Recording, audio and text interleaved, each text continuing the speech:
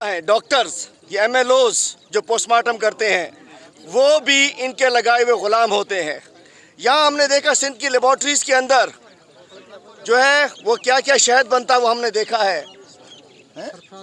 मेरा मतलब ये है कि इन्होंने कहा है कि मेडिकल ख़राब हो सकता है, मेडिकल को ख़राब किया जाए। सरफराज राना साहब आ गए हैं, तो मैं कहना चाहता हूँ कि डॉक्टर से कहता हूँ आपको भी हम माफ़ नहीं करेंगे और आपका भी घेराव करेंगे अगर आपने केस को लौटने की कोशिश की।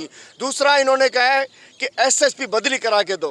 देखिए, मैंने एसएसपी से कल बात की थी फ़ोन पर, मैं समझ रहा था वो एसएसपी है, मैंने फ़ोन पे बात की थी, मैंने कहा हम तुम्हारे ऑफिस आएंगे, लेकिन इधर आके मुझे पता चला कंबर शदात कोट पुलिस इस कत्ल में शामिल है। एसएस जिस तरीके से घंवर इसरान कातिलों में सपोर्टर है, इसी तरीके से एसएसपी चन्ना भी कातिलों का सरपरस्त है। चूँकि अगर आपको पुलिस में उठाकर गाड़ी में ना लेकर जाते तो शायद आप लोग बात करते शहीद इसरान से, आपकी बेटी ना मरती। अगर आपको थाने में पुलिस के दिए तो देखें, खौफनाक कत्ल है कि पहले मर्दों को पुलिस की मोबाइल में लॉकअप कराया, पीछे से सरदार को भिजवा के कत्ल करवाया पुलिस के साथ।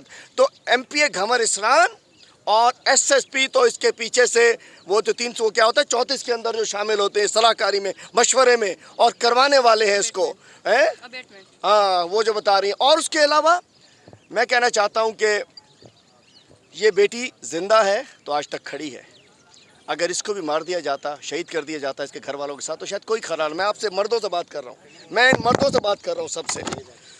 और नाजिम जोखियों की बीवी, आपने देखा होगा नाजिम जोखियों की बीवी का जो स्टैंस है शायद वो किसी मर्द का नहीं है। और मैं बताता चलूँ, खुदा ना खास्ता